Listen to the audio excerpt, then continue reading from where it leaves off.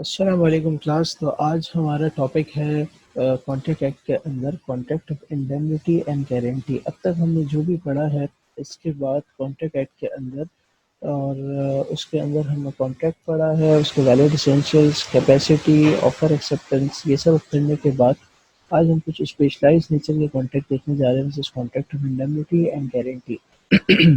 और ये भी आपके एग्जाम पर्सपेक्टिव के लिए बहुत ही ज़्यादा इंपॉर्टेंट है। कॉन्ट्रैक्ट ऑफ इंडेमनिटी ये होता है कि वर्ड इंडेमनिटी का मतलब ये है कि इंडेमनीफाई करना, यानी किसी को आपने लॉस से कंपनसेशन देनी हो किसी भी हवाले से, तो आप इसको कहेंगे कि ये इंडेमनिटी का कॉन्ट्रैक्ट है। क्या मतलब? हम इसको पहले आसान अल्फाजों में यूँ समझते हैं कि लेट से मिस्टर ए ने मिस्टर बी से कहा कि अगर आपको कोई भी लॉस होता है किसी भी हवाले से, यानी किसी पर्टिकुलर फ़ोन कॉन्ट्रैक्ट के हवाले से या किसी भी हवाले से, और मैं आपको इंडेमनीफाई करूँगा, यानी मैं आपको कंपनसेट करूँगा। जैसे ये मामला वर्कआउट होगा, मिस्टर ए ने मिस्टर बी को इंडेमनीफाई करना होगा। This is called contract of indemnity. Contract of indemnity में दो पार्टीज इन्वॉल्व होती हैं। नंबर वन इज इंडेमनीफायर, जिसको हम प्रॉमिसर भी कहते हैं, यानी जो वादा करता है कि मैं इंडेमनीफाई करूंगा और जिससे करता है उसको हम कहते हैं इंडेमनीफाइड प्रॉमिसी या indemnity holder. Indemnity holder sir, इसकी डेफिनेशन को अगर हम देखें कॉन्ट्रैक्ट ऑफ इंडेमनिटी की, तो वो ये कहती है कि प्रॉमिसर प्रॉमिसी से वादा करता है, प्रॉमिसर प्रॉमिसी से प्रॉमिस करता है कि वो उसको कंपनसेट करेगा लॉस से, आइदर कि उसको जो लॉस हुआ हो वो फ्रॉम द प्रोमिसर की वजह से हुआ हो, बिकॉज ऑफ द प्रोमिसर, या from any other person. Sir क्या मतलब? ये बात नहीं समझ आई। From any other person, promisor यानी इंडेमनीफायर एक बंदे को वादा करता है कि मैं तुम्हें कंपनसेट करूंगा अगर तुम्हें कोई लॉस हुआ हो, चाहे मेरी वजह से हुआ हो, जो वादा कर रहा है वो कहे मेरी वजह से हो, या तुम्हें किसी और की वजह से हो। सर मेरी वजह से हो या किसी और की वजह से हो, तो यहाँ पर तो आप सेफली लिख सकते हैं इंश्योरेंस कंपनी। एग्जाम्पल में आप लिख सकते हैं इंश्योरेंस कंपनी। वो क्यों जी? इंश्योरेंस कंपनी भी यही कहती है कि मिस्टर ए, अगर आपकी गाड़ी को कोई भी नुकसान हुआ तो हम आपको इंडेमनीफाई करेंगे, चाहे आपकी गाड़ी चोरी हो जाए, चाहे आपकी गाड़ी कोई उठा के ले जाए, उसको लग जाए। तो यहाँ पर इंश्योरेंस कंपनी हो गई इंडेमनीफायर और मिस्टर ए हो गए इंडेमनीफाइड या इंडेमनिटी होल्डर। ठीक है जी, ये बात हमें क्लियर हो गई। लेकिन बिकॉज ऑफ द प्रोमिस से इसकी क्या एग्जांपल होगी? लेट से आपको, आप पार्किंग में आप एक गाड़ी रखने गए और उसने आपको एक टोकन दिया कि ये पर्ची आपकी है और जब आप पर्ची लेके आएंगे तो आपको ये गाड़ी मिल जाएगी। लेट से आप जब गाड़ी वापसी लेने गए तो वो पर्ची टोकन आपसे खो गया। जब वो टोकन आपसे खो गया तो उसने कहा कि मैं आपको गाड़ी नहीं दे सकता। आपने उसको बहुत समझाया बुझाया और आपने उसको कहा कि भाई साहब, अगर आपको मेरी वजह से कोई भी नुकसान हो, यानी किसी ने आके क्लेम कर दिया कि मेरी गाड़ी थी और आप मसले में आ जाए, तो कोई बात नहीं, मैं आपके लॉस को कंपनसेट करूंगा। Again this is called contract of indemnity. Promiser कह रहा है कि मेरी वजह से, यानी मेरी वजह से आगे कोई तुम्हें कहे कि ये गाड़ी मेरी किसी और की थी और वो तुम्हें प्रूव कर दे, तो आई विल कंपनसेट। या दूसरी एग्जांपल में पार्टनरशिप एक्ट के अंदर हमने देखा था कि एक पार्टनर दूसरे पार्टनर को या फर्म को इंडेमनीफाई करेगा फॉर हिज विलफुल नेग्लेक्ट या फॉर फ्रॉड या कुछ भी। क्यों? क्योंकि वहां पर भी म्यूचुअल एजेंसी का कॉन्सेप्ट है। All the partners are agent to each other. तो यहाँ पे एक पार्टनर कहता है कि मेरी वजह से, यानी प्रॉमिसर कहता है कि एक पार्टनर की वजह से अगर कोई प्रॉब्लम होगा तो सबको इंडेमनीफाई करेगा, यानी all other partners in the given scenario are indemnity holder. अच्छा जी, सर इंडेमनिटी होल्डर के राइट्स क्या क्या होंगे, यानी उसको क्या क्या मिलेगा?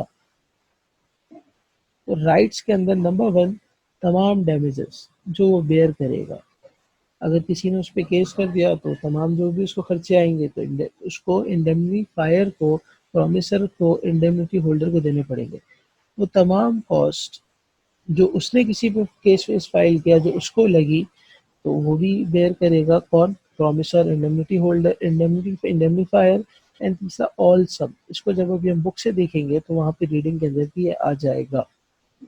लेकिन इसमें एक बात ये भी है कि जब खर्चे कर रहा हो तो एक प्रूडेंट इंसान की तरह करेगा, या फिर ऐसे करेगा जैसे उसको इंडेमनिटी इंडेमनीफायर ने या प्रॉमिसर ने कहा था। ऐसा ना हो कि समझे कि चलो अब मुझे तो कंपनसेशन मिलनी ही है तो ऐसे करो जैसे कोई प्रॉब्लम ही नहीं है। तो इन द गिवन सिनेरियो फिर वो उसके लिए उसको प्रॉब्लम होगी और वो चीज़ उसको कंपनसेट नहीं की जाएगी। अच्छा जी सर, हमारे पास नेक्स्ट कॉन्सेप्ट है इन कॉन्ट्रैक्ट ऑफ गारंटी का।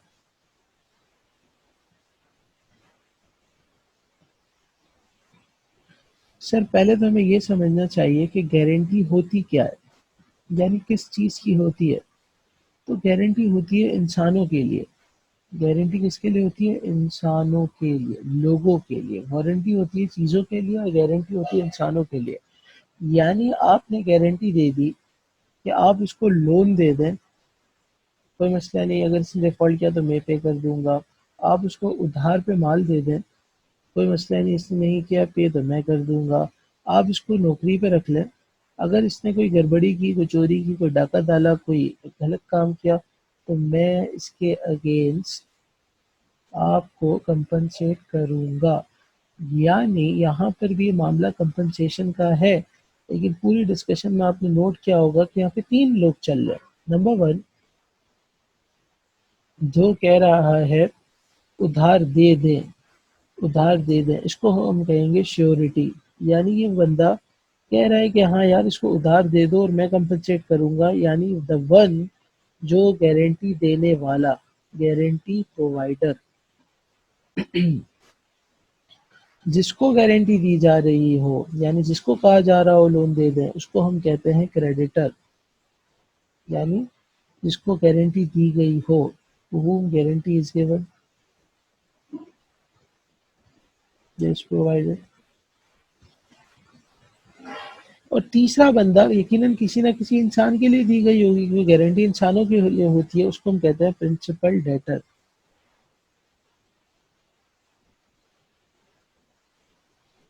For whom the guarantee is provided।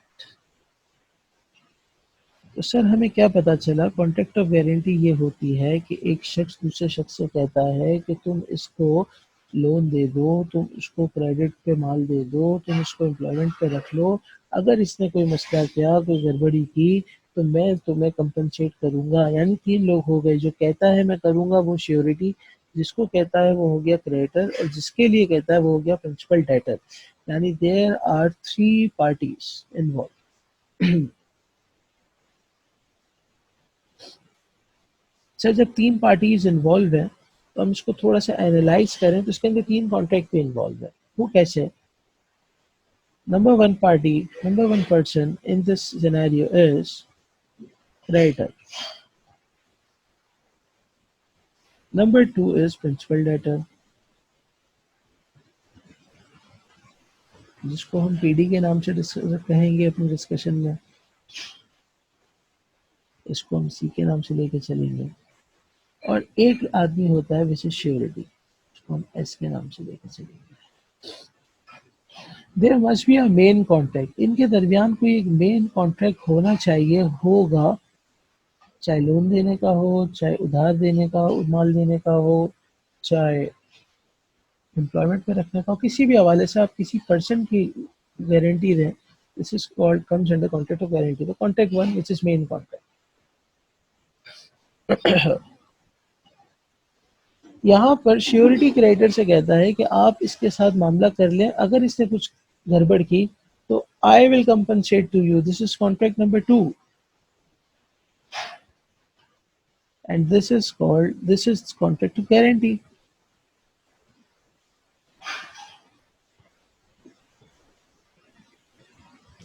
अब मिसाल के तौर पे इसको अगर हम ऐसे देखें कि मिस्टर ए बैंक के पास गए और कहा कि मुझे लोन चाहिए 10 लाख रुपए का।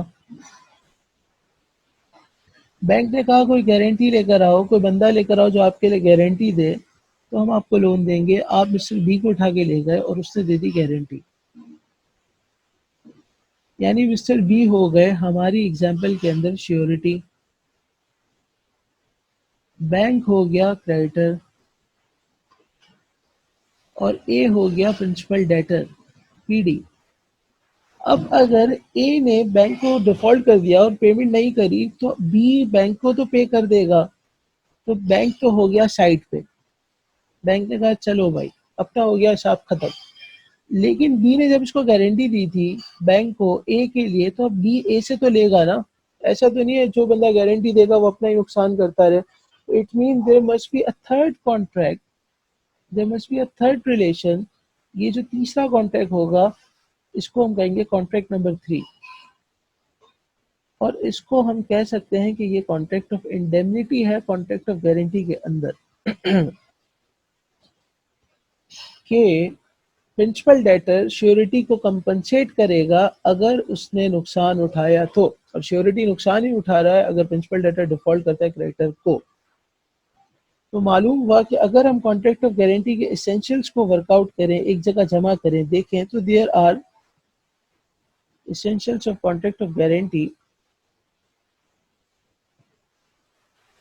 तो पहली बात हमें जो समझ आई वो आई कि यहाँ पर है 3 पार्टीज अग्रीमेंट या 3 अग्रीमेंट या ट्राईपार्टाइट अग्रीमेंट। और वो कैसे हैं? नंबर 1 इज प्रिंसिपल डेटर और क्रेडिटर के दरमियान, नंबर 2 इज श्योरिटी और क्रेडिटर के दरमियान, and number 3 is principal debtor और श्योरिटी के दरमियान। दूसरा, इसके अंदर एसेंशियल्स ऑफ कॉन्ट्रैक्ट पाए जाने चाहिए।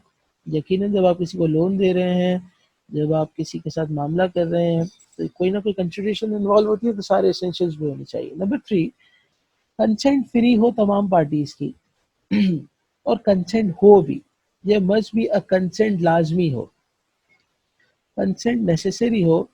यानी श्योरिटी को पता हो कि मैं किसकी श्योरिटी देने जा रहा हूँ, उससे ज़बरदस्ती श्योरिटी ना दिलवाई जाए। और हर मामले में अगर कोई ऑल्ट्रेशन करनी है, कोई टर्म्स आगे पीछे करना है, तो तीनों की कंसेंट होना लाजमी है, otherwise contract of guarantee invalid हो जाएगी। नंबर 4, मिस रिप्रेजेंटेशन इन्वॉल्व ना हो। नंबर 5, फ्रॉड ना हो।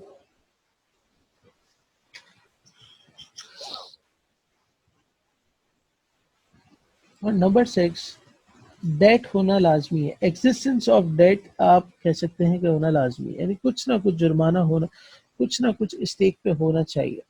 सर फ्रॉड या मिसरिप्रेजेंटेशन कैसे होगा ये हमें समझ आ गया, हमने डिटेल में डिस्कस कर लिया। एसेंशियल्स ऑफ कॉन्ट्रैक्ट हमने डिटेल में पढ़ा हुआ है, पिछले लेक्चर्स में वीडियोस मौजूद हैं। कंसेंट होनी चाहिए, हमें बात समझ आ गई कि हर किसी का इसमें अग्रीमेंट होना चाहिए सारे मामले के अंदर। सो मिसरिप्रेजेंटेशन ऑफ फ्रॉड का मतलब ये है कि लेट से बैंक ने अप्रोच किया एसएन को कि आप गारंटी दें इजाज की, कि अगर इजाज डिफॉल्ट कर गया तो एसन तुम मुझे कंपनसेट करोगे। यानी एसन हो गया श्योरिटी, इजाज हो गया प्रिंसिपल डेटर और बैंक हो गया क्रेडिटर। अब बैंक को ये बात पहले से पता है कि इजाज एक चोर आदमी है और उसने कभी पैसे देने ही नहीं है टाइम पर, वो हमेशा मसला करेगा और वो एक डिफॉल्टर है और लोग उसको जानते हैं कि उसकी क्रेडिट स्टैंडिंग बहुत बुरी है। इन द गिवन सिनेरियो, अगर एसएन के साथ धोखा हुआ है और एसएन को पता चल जाए तो एसएन के लिए ये कॉन्ट्रैक्ट ऑफ गारंटी इनवैलिड होगा, क्योंकि इसको जो पार्टी बनाया गया है एज अ श्योरिटी, ये धोखे से बनाया गया है, जिसमें फ्रॉड इन्वॉल्व है या मिसरिप्रेजेंटेशन। या लेट से कि किसी ने किसी को एम्प्लॉयमेंट पे रखा और गारंटी मांगी और उसी को गारंटर बना दिया, हालांकि वो बंदे का प्रोफाइल बुरा था और उसको पता था, लेकिन वो सिर्फ एक किसी ना किसी को फंसाने के लिए था, तो अगेन की कॉन्ट्रैक्ट ऑफ गारंटी इनवैलिड हो जाएगी। Sir next, sir types of guarantee, kinds of guarantee बता दें, कितने तरीके से गारंटी हो सकती है। मेरी राइटिंग थोड़ी सी बुरी है, आप इसको इग्नोर कर सकते हैं। Types of guarantee, sir there are basically 2 types. One is specific, one is continuing, ongoing.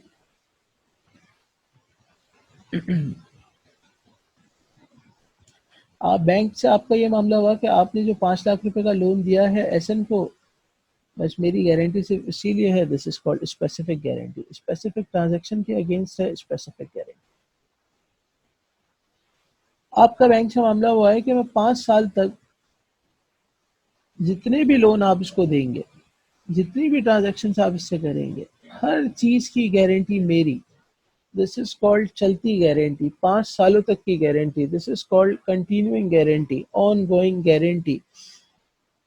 Very simple concept. Sir ये गारंटी रिवोक कैसे हो सकती है, खत्म कैसे हो सकती है? ऐसा तो नहीं है एक बार हम मामला करके फंस गए, अब हम श्योरिटी पीछे ही नहीं हट सकता। तो रिवोकेशन ऑफ गारंटी भी हो सकती है। Revocation of guarantee, revocation of on going guarantee कैसे हो सकती है, या गारंटी की रिवोकेशन कैसे हो सकती है? नंबर 1, आप नोटिस दे दें बिफोर कोई ट्रांजैक्शन होने से पहले। अगर स्पेसिफिक गारंटी है और डिफॉल्ट होने से पहले आपने नोटिस दे दिया तो गारंटी खत्म। और अगर कंटिन्यूइंग गारंटी है तो आपने लेट से 2.5 साल के बाद आपको ख्याल आया कि अब नहीं खेलना इनके साथ, आपने नोटिस दे दिया, तो फ्यूचर ट्रांजैक्शन के लिए यू आर नॉट लायबल।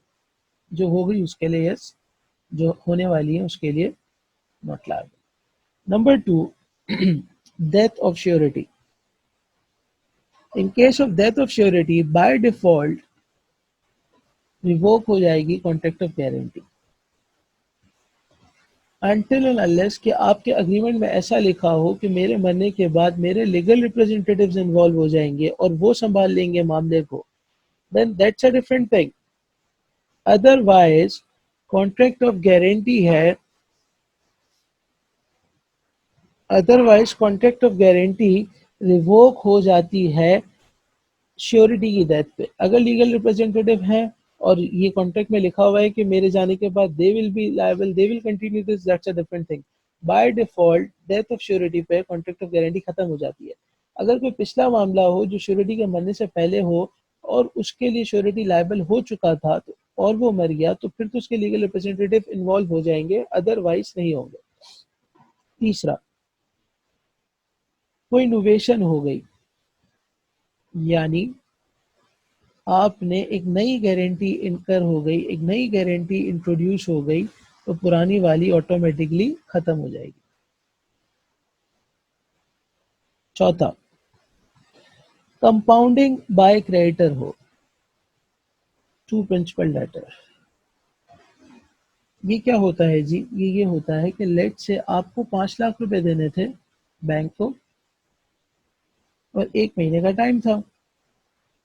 1 महीना गुजर गया, आपने बैंक से कहा, प्रिंसिपल डेटर ने बैंक से कहा कि मैं पे नहीं कर सकता। बैंक ने कहा ठीक है 3 महीने बाद दे देना, लेकिन अब 5,25,000 ले आना। यानी इन दोनों ने मिलकर ये आपस में सब फैसले कर लिए। प्रिंसिपल डेटर ने कहा मेरे जेब से कौन से जा रहे हैं फिलहाल। तो यहाँ पर चूंकि श्योरिटी की कंसेंट शामिल नहीं थी, अभी हमने देखा श्योरिटी की कंसेंट लाजमी शामिल होनी चाहिए कॉन्ट्रैक्ट ऑफ गारंटी में, क्योंकि नहीं थी, लिहाजा ये कॉन्ट्रैक्ट ऑफ गारंटी खत्म हो जाएगी, रिवोक हो जाएगी। नंबर 5, कॉन्ट्रैक्ट ऑफ गारंटी के अंदर रिलीज कर दे प्रिंसिपल डेटर को creditor, release creditor, creditor release the principal debtor.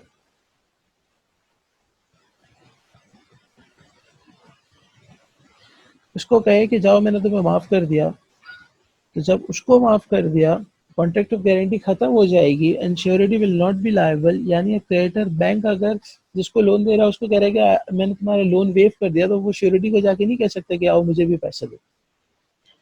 Late से कोई सिक्योरिटी का लॉस हो जाए, इन द गिवन सिनेरियो ऑल्सो खत्म हो जाएगी कॉन्ट्रैक्ट ऑफ गारंटी। क्या मतलब?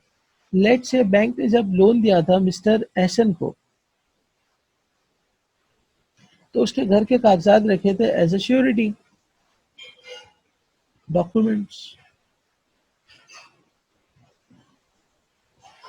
अब जब उसके घर के कागजात रखे थे as a surety, as a security, और श्योरिटी ने जब गारंटी दी थी तो वो भी सुकून में था कि अगर एसेंट डिफॉल्ट कर जाएगा तो श्योरिटी जब बैंक को पैसे दे देगा तो उसको भी ये डॉक्यूमेंट्स मिल जाएंगे, क्योंकि भी श्योरिटी ने असल से पैसे लेने थे, उसको भी एक आसरा था इन डॉक्यूमेंट्स के अगेंस्ट वो भी इससे निकलवा सकता है, वरना उसको बेच लेगा और अपने पैसे ले लेगा।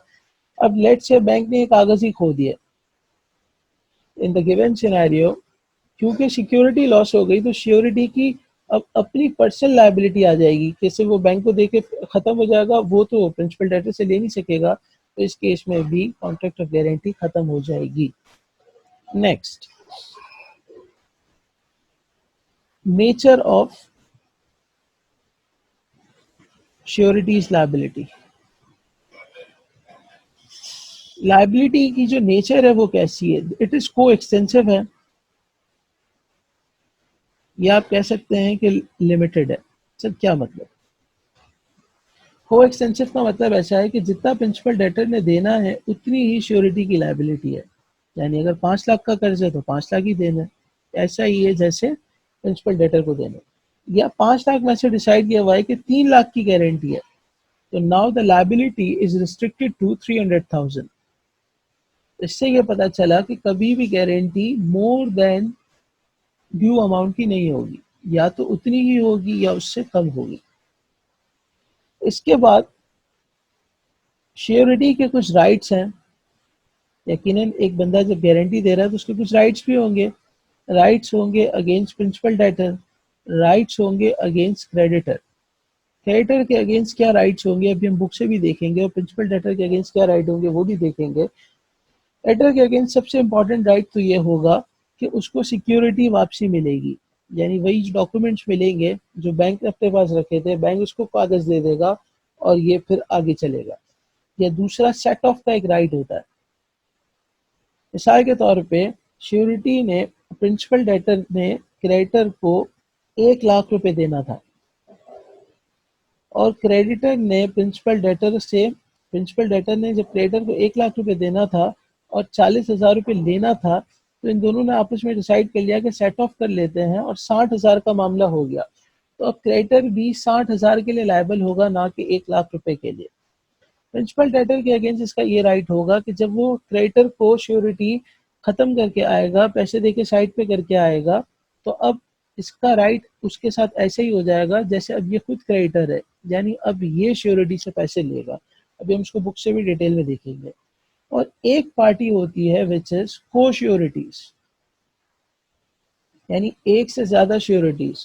तो अगर एक श्योरिटी ने क्रेडिटर को सेट असाइड कर दिया, पैसे देके साइड पे कर दिया, गारंटी फुलफिल कर दी, तो अब वो अदर श्योरिटी से अपना सम पूरा लेगा, यानी जितना लेट से अगर लाख रुपए थे और दो श्योरिटीज थी, तो मिस्टर ए ने अगर क्रेडिटर को पूरा कर दिया तो बी से मिस्टर ए अब मिस्टर बी से 50,000 रुपये लेंगे, क्योंकि उनका उस पर राइट है।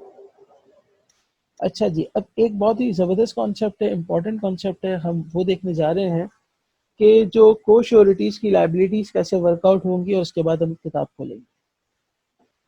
Normally ideally when there are co sureties और वो किसी चीज़ के लिए श्योरिटी दें, तो by default they are equally liable.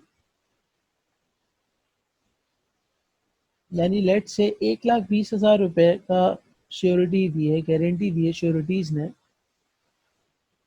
और there are 3 A B and C. तो अगर कुछ भी इनके कॉन्ट्रैक्ट में नहीं लिखा हुआ तो ए भी 40,000 देगा, बी भी 40,000 देगा और सी भी 40,000 देगा।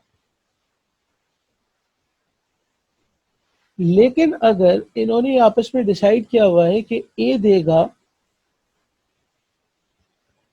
20,000, मैक्सिमम 20 देगा, बी देगा 40,000 और सी देगा 60,000। अब हम एक सिनेरियो रखते हैं, यहाँ पर 1,20,000 हुआ था। अब हम सिनेरियो रखते हैं, लेट से नुकसान होता है 30,000 रुपए का, तो तीनों 10,000 रुपए देंगे। क्यों? इसकी वजह यह है कि अगर कुछ ना लिखा हो तो इक्वल कंट्रीब्यूशन होगी, और अगर स्पेसिफिक हो कि हम इतने ही देंगे तो अगेन कंट्रीब्यूशन इक्वल ही होगी हमेशा, equal contribution but to the extent of surety amount, contribution amount शा के तौर पे हमेशा ये इक्वल ही देंगे, लेकिन उससे ज़्यादा नहीं देंगे जितना कंट्रीब्यूशन के लिए उन्होंने अग्री किया है। लेट्स से ए कभी भी 20,000 से ज़्यादा नहीं देगा। इन द सिनेरियो नंबर 3 45,000 का अगर लॉस हो गया है तो तीनों 15,000 देंगे। देखें इक्वल ही दे रहे हैं, लेकिन अगर अज्यूमिंग 60,000 का लॉस हो गया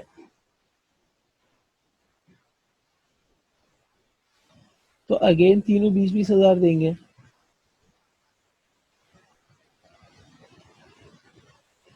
अगर 70,000 का लॉस होता है तो अब ए 20 ही देगा और बी क्या करेगा, 25 देगा और सी 25 देगा। ये बात समझ नहीं आई कि यहाँ पर इक्वल क्यों नहीं हुआ। इक्वल हो ही नहीं सकता था क्योंकि ए की लिमिट थी 20,000, ठीक है। और बी और सी के केस में आइडियली ये प्रोरेट होना चाहिए था to the extent of their agreed amount कि हम इतना देंगे, लेकिन लॉ ये कहता है कि हमेशा कोश्योरिटीज इक्वल कंट्रीब्यूशन ही करेंगे, मगर अपनी जो मैक्सिमम लिमिट है उससे ज़्यादा आगे नहीं बढ़ेंगे। लेट से अगर ₹1,00,000 का लॉस होता है तो ए ने 20 ही देने हैं, बी ने 40 देने हैं और सी ने भी 40 देने हैं। लेकिन अगर 1,10,000 का होता है तो ए ने 20 देने हैं, बी ने 40 देने हैं और सी ने 50 देने हैं। सर प्रोरेट नहीं होगा, मैक्सिमम तक हमें उनको लेके जाना ही होगा। आई होप कि यहाँ तक क्लियर है। अभी हम इसको बुक से भी देखते हैं तो आपको मजीद क्लियर हो जाएगा कॉन्ट्रैक्ट ऑफ गारंटी और इंडेमनिटी को। एक नज़र अगर हम ऐसे ही कॉन्ट्रैक्ट ऑफ इंडेमनिटी और गारंटी के डिफरेंसेस को डिस्कस कर लें और फिर किताब से भी देखेंगे, which is very very important.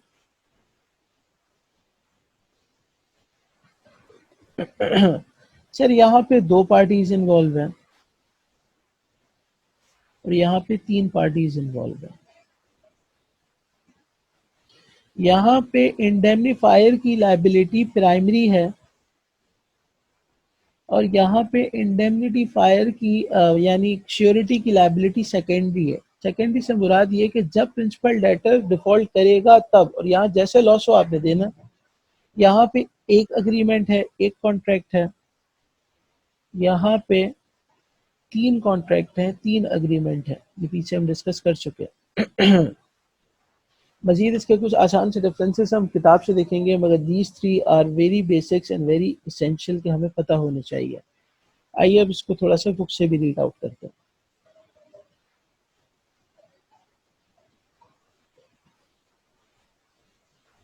ये आपकी किताब में कॉन्ट्रैक्ट ऑफ इंडेमनिटी और गारंटी कंप्लीट अच्छा दिया हुआ है, तो अब हम इसको यहाँ से रीड करते हैं तो आपको इंशाल्लाह क्लियर हो जाएगा और फिर इसके बाद हम अगले सेशन में इसके कुछ क्वेश्चंस की भी प्रैक्टिस करेंगे।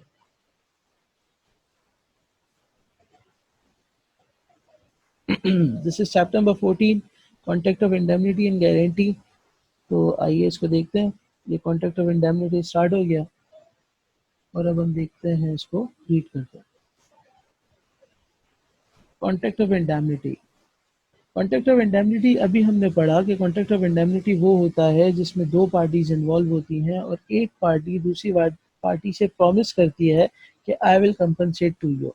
अ contract by which one party promises to save the other from loss, कि मैं तुम्हें लॉस से बचाऊंगी, पोज टू हिम जो उसको लॉस होगा, by the conduct of the promiser himself मेरी वजह से, या by the conduct of any other person किसी और की वजह से। इसकी एग्जांपल हमने देखी, मेरी वजह से मैं पार्किंग वाली या पार्टनरशिप के एजेंट वाली, और इसमें हमने देखा इंश्योरेंस कंपनी किसी और की वजह से। सर यहाँ 2 पार्टीज इन्वॉल्व होती हैं, one is indemnifier and other is indemnity indemnified holder. Indemnifier वो होता है, द इंडेमनीफायर या promisor is the person who promises to make good the loss, जो वादा करता है कि मैं कंपनसेट करूंगा। और दूसरी पार्टी वो होती है whose loss is to be made good, यानी जिसका लॉस सही किया जाता है, जिसको हेल्प मिलती है, जिसको कंपनसेशन दी जाती है। अच्छा जी, एग्जाम्पल में क्या लिखा है ये रीड करते हैं। A contract to indemnify B against the consequences of any proceedings which C may take against B in respect of certain of 200. This is a contract of indemnity. ए ने कॉन्ट्रैक्ट किया B से कि मैं तुम्हें indemnify करूंगा किसी भी proceeding से अगेंस्ट जो सी तुम्हारे खिलाफ लेगा, जो सी तुम्हारे खिलाफ केस वेस करेगा और जो तुम्हें खर्चे होंगे उसके लिए ए मैं तुम्हें इंडेमनीफाई करूंगा। सर इंडेमनिटी होल्डर के राइट्स क्या होते हैं? अभी हमने देखे थे 3 राइट्स है। आइए इसको रीड भी कर लेते हैं। All damages, all cost, all sum. All damages which he may be compelled to pay in any suit in respect of any matter to which the promise to in respect of any matter to which the promise to indemnify applies। यानी तमाम damages which he may be compelled to pay in any suit, कोई भी damages जो इसको पे करने पड़े उसके लिए indemnity holder को जो भी पे करना पड़ेगा वो indemnifier इसको देगा।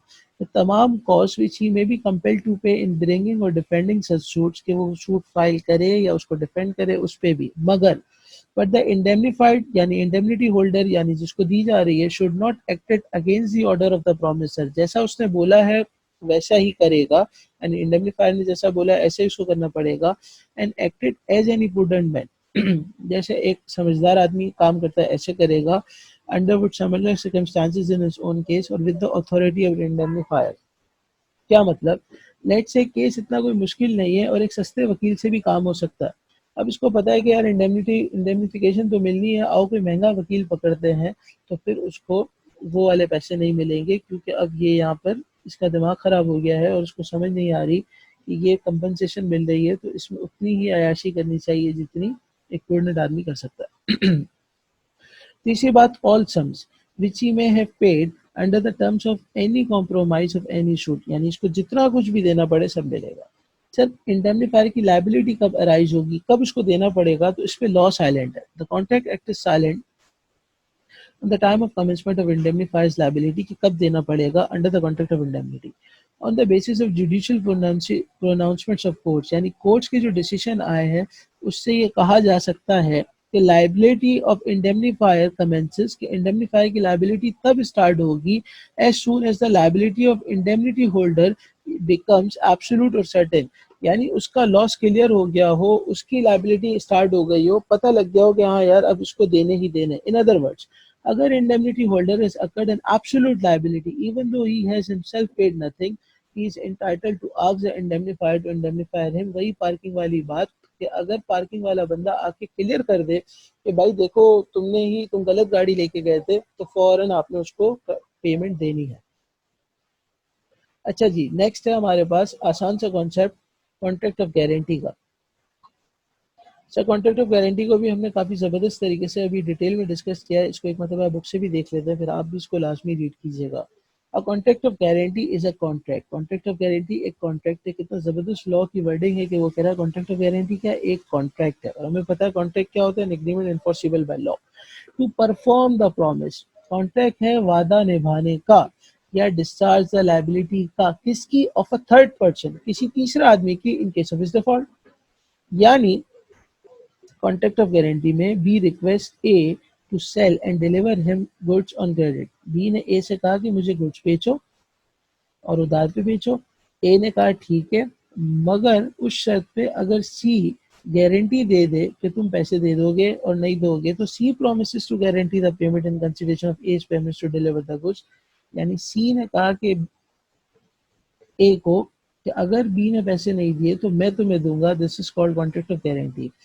की is surety, B is principal debtor and A is creditor। तो यही लिखा है principal debtor, a person in respect of whose default the guarantee is given, a person to whom guarantee is given, a person who gives guarantee। ठीक है जी।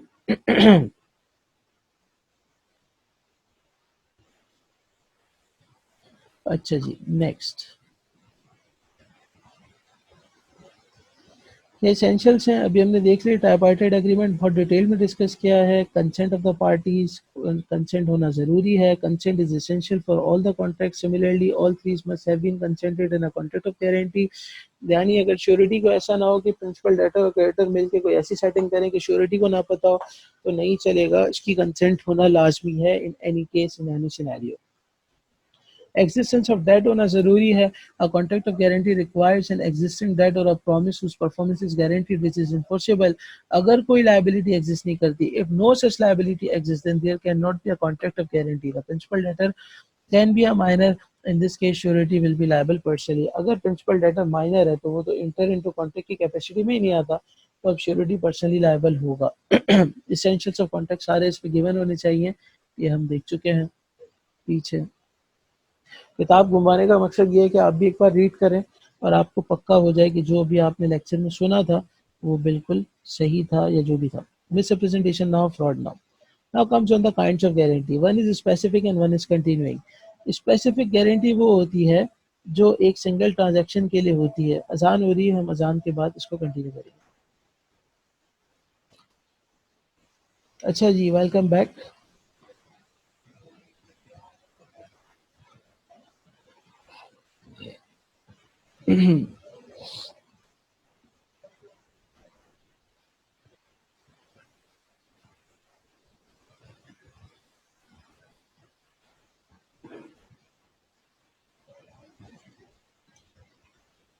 अच्छा जी, तो welcome back. आइए, अब हम देख रहे थे कि कॉन्ट्रैक्ट ऑफ गारंटी दो किस्म की होती है। एक होती है स्पेसिफिक, एक होती है कंटिन्यूइंग, जिसको हमने कहा ऑन गोइंग भी इसको कहते हैं।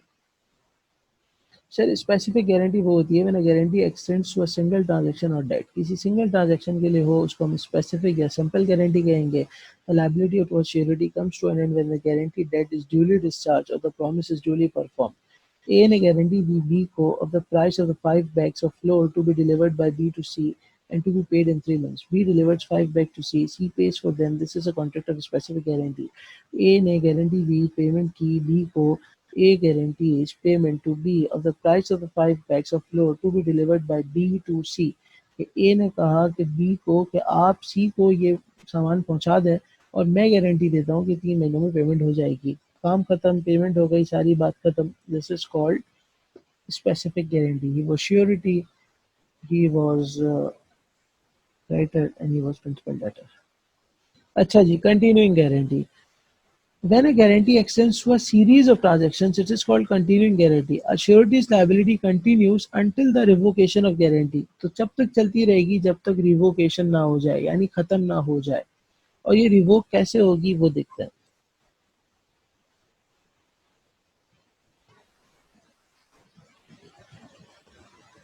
अच्छा जी, इसकी एग्जांपल पढ़ लेते हैं, फिर ये देखेंगे कि खत्म कैसे होगी।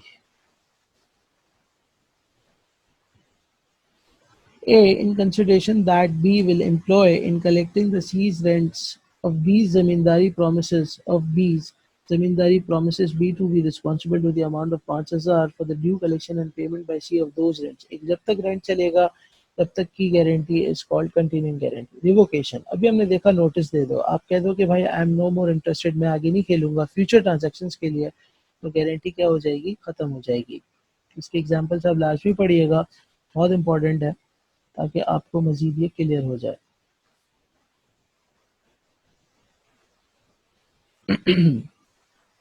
Death of surety. In the case of the death of a surety operates in the absence of any contract to the contrary as a revocation. The death of the surety, इसको अगर आप ऐसे काट के पढ़ें, the death of a surety operates as a revocation of a continuing guarantee regarding future transactions. Future transactions के लिए अगर surety दुनिया से चला जाता है तो वो contract of guarantee as a revocation operate हो जाती है, यानी खत्म हो जाती है। In the absence of any contract to contrary, इसका मतलब ये है कि अगर कॉन्ट्रैक्ट में कुछ और लिखा है कि नहीं होगी खत्म, मेरे लीगल वर्षा इसके लिए कंटिन्यू रहेंगे, जिम्मेदार तो रहेंगे, अदरवाइज नहीं रहेंगे। नेक्स्ट नीचे एक लिस्ट आ रही है,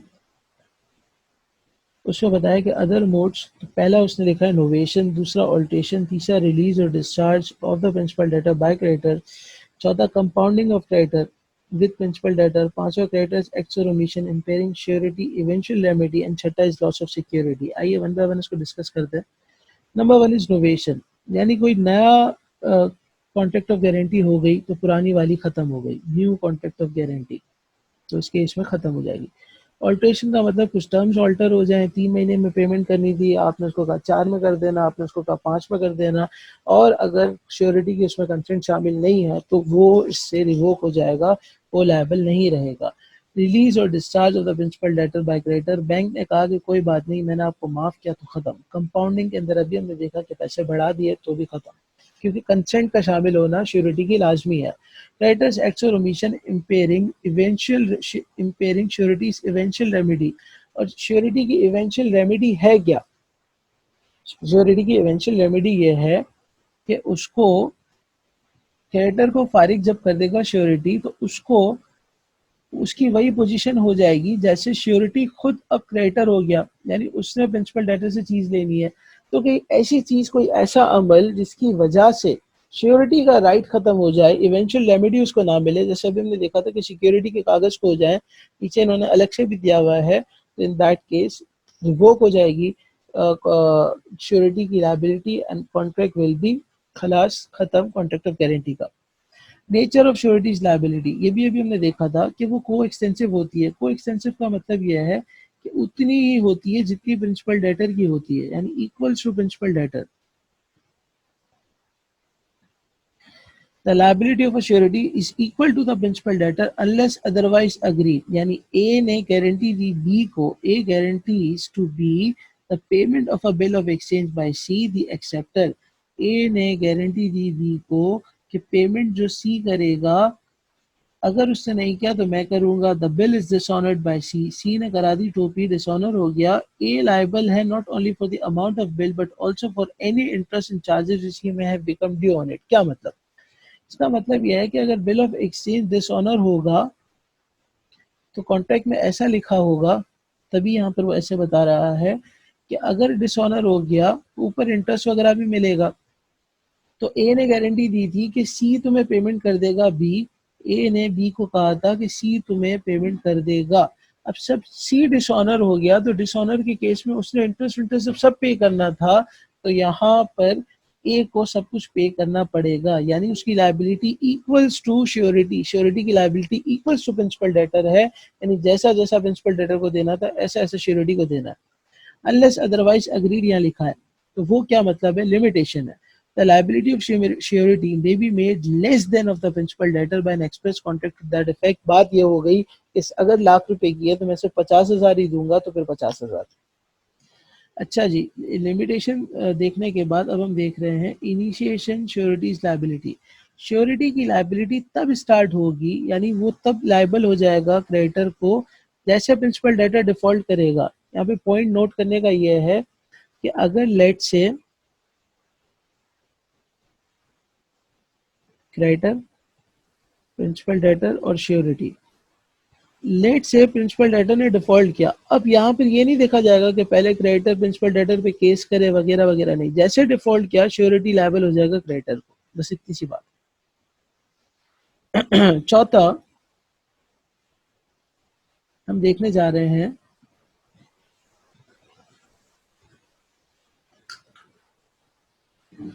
condition precedent to sureties liability. अगर ये कंडीशन लिखी हुई है कि मैं तब लायबल होगा जब मुझे एक जॉइंट श्योरिटी यानी को श्योरिटी ज्वाइन करेगा, दूसरा श्योरिटी ज्वाइन करेगा, then I will be liable. तो इन द गिवन सिनेरियो उसकी लायबिलिटी जब तक स्टार्ट नहीं होगी, जब तक एस्टैब्लिश नहीं होगी, जब तक दूसरा श्योरिटी नहीं आएगा। When a person gives a guarantee upon a contract that the creditor shall not act upon it until another person has joined it.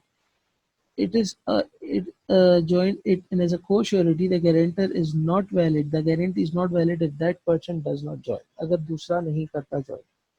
अब हम देख रहे हैं राइट्स ऑफ श्योरिटी। अभी हम देखे थे कि राइट्स ऑफ श्योरिटी 3 लोगों के अगेंस्ट होंगे। नंबर 1 इज क्रेडिटर के against, number 2 is principal debtor के अगेंस्ट, और नंबर 3 इज को-श्योरिटीज के अगेंस्ट। प्रिंसिपल डेटर के अगेंस्ट यही होगा कि वो, इसको भी हम देखते हैं कि एक नई टर्म है आपके लिए सब्रोगेशन। क्रेडिटर के अगेंस्ट होगा तो उसको सिक्योरिटी मिलेगी, अभी हमने वाइट बोर्ड पे भी देखा था। और क्लेम टू सेट ऑफ में वही कि अगर दोनों का लेना देना और पैसा कम पड़ गया, मतलब क्रेडिटर ने प्रिंसिपल डेटर ने क्रेडिटर को ₹1,00,000 देने थे और ₹60,000 लेने थे, तो जो ₹40,000 नेट देने, तो यहाँ पे श्योरिटी भी क्लेम सेट ऑफ पे चले जाएगा। और अदर सिक्योरिटीज के अदर को श्योरिटीज के अगेंस्ट, अभी इसको हम डिटेल में देखेंगे, वही इक्वल वाला मसला जो अभी हमने काफी सारी 7 एग्जांपल से किया। सबसे पहले ये प्रिंसिपल डेटर के अगेंस्ट क्या राइट है। प्रिंसिपल डेटर के अगेंस्ट श्योरिटी का ये राइट है, पहला कि right to subrogation. What is subrogation? Subrogation ये होती है कि जब क्रेडिटर को, जब श्योरिटी क्रेडिटर को उसके पैसे देके साइड पे कर देता है, यानी उसका मसला हल कर देता है, यानी अब श्योरिटी वैसा ही हो जाता है जैसे वो क्रेडिटर हो, यानी उसने एक तरीके से क्रेडिटर का लिबास पहन लिया, वो उसकी हैसियत क्रेडिटर की हो गई। तो जो प्राइमरी लायबिलिटी थी प्रिंसिपल डेटर की ओरिजिनल क्रेडिटर को, अब वो श्योरिटी के साथ हो गई in the form of subrogation. बात समझ नहीं आई, इसको समझते हैं। प्रिंसिपल डेटर ने क्रेडिटर को ₹1,00,000 देने थे, श्योरिटी ने दे दिए ₹1,00,000 प्रिंसिपल डेटर के ना देने थे।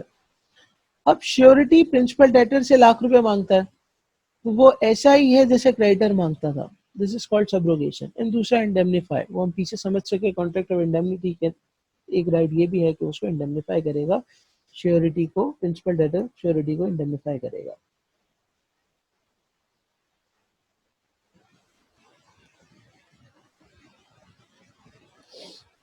आइए इसको देखते हैं। Right to subrogation, after making a payment and discharging the liability of the principal debtor, the surety is clothed with all the rights of the creditor which he can himself exercise against the principal debtor। यानी अब ये principal debtor पे case भी file कर सकता है और सब कर सकता है। दूसरा इंडेमनिटी राइट है। या और हम यहाँ पे देखने जा रहे थे राइट टू सिक्योरिटीज, वो हम देख चुके हैं और डिस्कस कर चुके हैं। राइट टू क्लेम ऑफ भी हम कर चुके हैं। अब लास्ट जो इम्पोर्टेंट है वो ये है कि right to claim contribution from co securities, co sureties. आइए इसको रीड करते हैं। When a debt is guaranteed by 2 or more sureties, दो से ज्यादा लोग, they are called co-sureties। यानी इस पे एमसीक्यू बन सकता है कि co-sureties कब कहा जाता है, तब कहा जाता है, इस सूरत में कहा जाता है। तो co-sureties are liable to contribute, co-sureties liable है, contribute करेंगे as agreed towards the payment of the guaranteed debt, जैसा agree हुआ हो। When one of the co-sureties make payment to the creditor, जब एक आध पेमेंट कर देगा तो उसके बाद राइट होगा कि वो क्लेम कर सके अदर से। यानी अगर 3 co-sureties हैं ए बी सी, और अगर सिर्फ बी ने जाके क्रेडिटर को पैसे पूरे दे दिए, तो बी क्रेडिटर को पैसे पूरे दे दिए, तो अब बी ए से भी पैसे लेगा जितने बनते थे और सी से भी लेगा। तो ये बात है। इसके बाद असल बात, इंपॉर्टेंट बात, मुश्किल बात,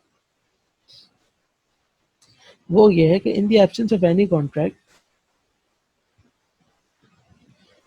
in the absence of any contract, all co-sureties are liable to contribute equally in case of default by principal debtor। के कुछ नहीं लिखा हुआ तो सब इक्वल कंट्रीब्यूट करेंगे। यानी पेपर में सवाल ऐसे भी आ सकता है, रूल्स रिगार्डिंग कंट्रीब्यूशन बाय को-sureties, तो आपने यही लिखना होगा कि in the absence of any contract equal contribution. अगर को-sureties, point number 2, this was point number 1, अगर को-sureties have agreed to guarantee different sums, कि हम इतना इतना देंगे, ए ने कहा मैं 1,00,000 दूंगा, बी ने कहा मैं 2,00,000 से ज्यादा नहीं दूंगा, सी ने कहा मैं 50,000 से ज्यादा नहीं दूंगा, बहुत इंपॉर्टेंट बात पढ़ने जा रहे हैं, then co-sureties are liable to contribute equally subject to the maximum amount guaranteed by each one। ये लोग इक्वल ही लाइबल कंट्रीब्यूशन के लिए लाइबल हैं, मगर अपनी हद से आगे नहीं बढ़ेंगे। अब आप उन 7 एग्जाम्पल्स को पीछे देखिएगा, आपको इजीली समझ आ जाएगा। And last,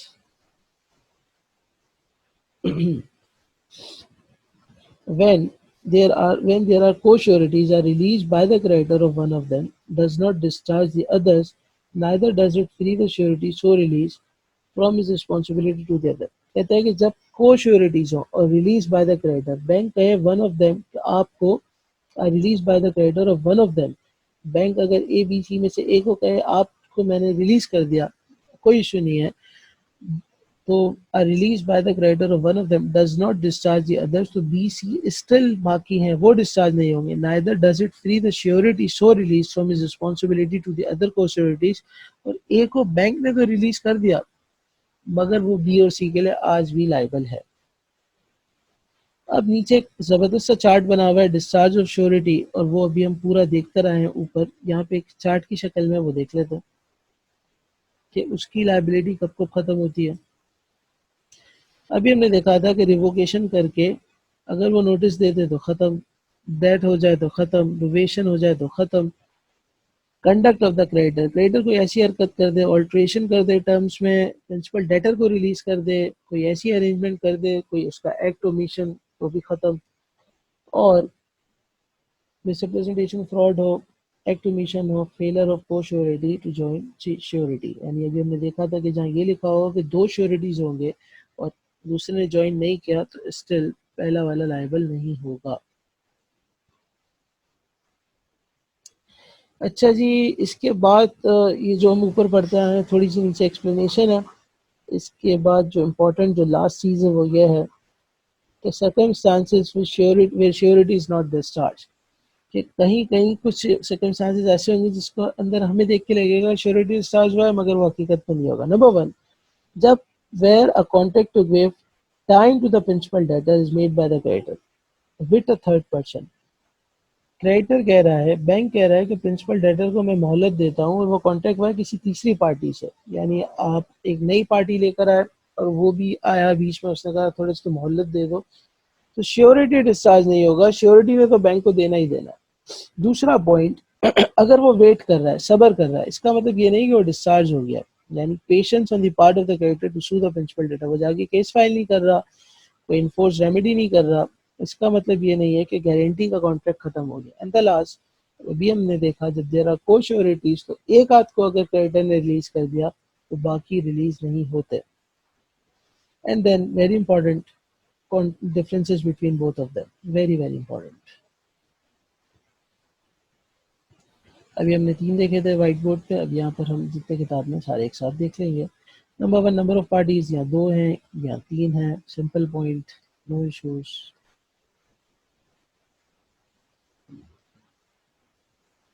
number of contracts यहाँ पर एक है, यहाँ पे तीन है, ये हम देख चुके हैं। ऑब्जेक्ट क्या है, indemnifier undertakes to save the indemnity holder from loss. मकसद क्या है, अगले को नुकसान से बचाना। यहाँ पे एक वादा है, अंडरटेकिंग है कि डेट मिल जाएगा अगर डिफॉल्ट होगा तो। यहाँ पे जैसे लॉस होगा आपने दे दिया, यहाँ पे नुकसान लॉस होना यानी डिफॉल्ट करना प्रिंसिपल डेटर का जरूरी है। नेचर ऑफ लाइबिलिटी, यहाँ पे प्राइमरी है और अनकंडीशनल है, यहाँ पे सेकेंडरी है और कंडीशनल यही है, और कोएक्सटेंसिव भी है। सेकेंडरी यही है कि मेन लाइबिलिटी प्रिंसिपल डेटर की ही है। लाइबिलिटी कब कमेंस होगी, जब वो प्रॉब्लम हो जाएगा, लाइबिलिटी तब होगी जब वो डिफॉल्ट करेगा। राइट टू सू, यहाँ पे राइट टू सू नहीं होता।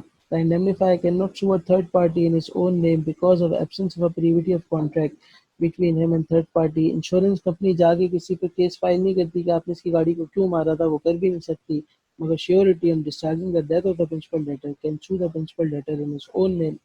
मगर यहाँ पे श्योरिटी डिस्चार्ज जब अपनी प्रिंसिपल डेटर को डिस्चार्ज कर देता है डेट को, यानी वो क्रेडिटर को पैसे दे के आता है, तो प्रिंसिपल डेटर को ऊपर केस कर सकता है कि अगर वो उसको टाइम पे पैसे ना दे तो। थैंक यू क्लास, इंशाल्लाह आप इसको देखिएगा और कोई प्रॉब्लम हो तो मुझसे लाजमी कांटेक्ट कीजिएगा। थैंक यू सो मच, अल्लाह हाफ़िज़।